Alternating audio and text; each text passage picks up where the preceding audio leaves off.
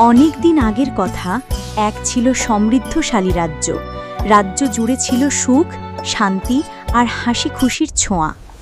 সেই রাজ্যের রাজা ছিলেন আদিত্য, এক ন্যায়পরায়ণ শাসক।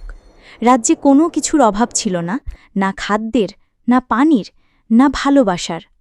প্রজারা তাকে ভালোবেসে ডাকত আলোকের রাজা। একদিন রাজা শিকারে বের হলেন। নদীর ধারে ঘন সবুজের মধ্যে হঠাৎ তার চোখে পড়ল এক অপূর্ব সুন্দরী রমণী। তার নাম ছিল চন্দ্রিকা, যেন নদীর জলে চাঁদের প্রতিফলন। রাজার হৃদয় স্পন্দন বেড়ে গেল। রাজা তাকে বিয়ের প্রস্তাব দিলেন।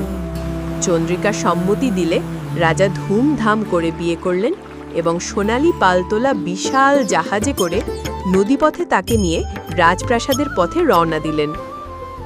কিন্তু তারা জানতেন না, নদীর গভীর অন্ধকারে বাস করে এক ভয়ঙ্কর জলরাক্ষস, নাম তার বরাক।